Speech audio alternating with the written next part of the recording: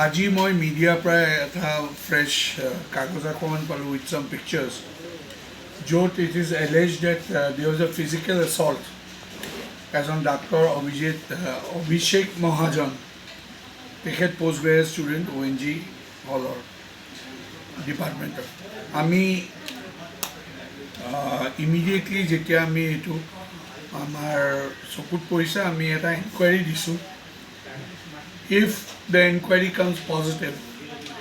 এনেকুৱা কাম কৰিছে প্ৰিন্সিপালৰ মই কথা পাতিছোঁ will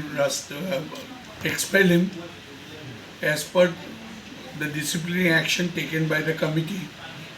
for a minimum period of 1 year কিমান এনকুৱাৰী চলি আছে 24 ঘণ্টাৰ ভিতৰত আপোনালোকে গধূলিৰ ভিতৰত গম পাই যাব আমি কি ধৰণৰ একশ্যন লৈছোঁ মানে এদিনৰ ভিতৰতে আপোনালোকে গোটেই একশ্যন ল'ব 24 ঘণ্টা আজিৰ ভিতৰতে আৰু তাত এতিয়া দেখা গৈছে যে GMCHত এনেকুৱা ঘটনা হোৱা দেখি সেইটো ৱাৰ্ডৰ যিসকল বাকী পেচেণ্ট আছে তেওঁলোকে বহুত ভয় খাইছে আচলতে মানুহৰ এই আস্থাটো কমি যাব নেকি বিশেষকৈ এইটো মানে এইটোতো যিদি এনেকুৱা ঘটনা হৈছে এইটো বিৰাট ভুল হৈছে আমাৰ বাকী doctor HOD gynae doctor BP Das আৰু চিনিয়ৰ ডক্টৰ্ছে বাকী পেচেণ্টকো বুজাইছে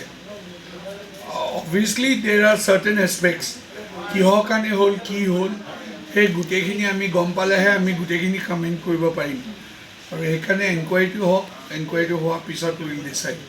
অভিষেকে কিমান দিনৰ পৰা এইটো আপোনাৰ যিটো এতিয়া 3rd year PG হয় 3rd year post graduate student এতিয়া PG নেকি ডক্টৰ পোষ্ট গ্ৰেজুৱেট ষ্টুডেণ্ট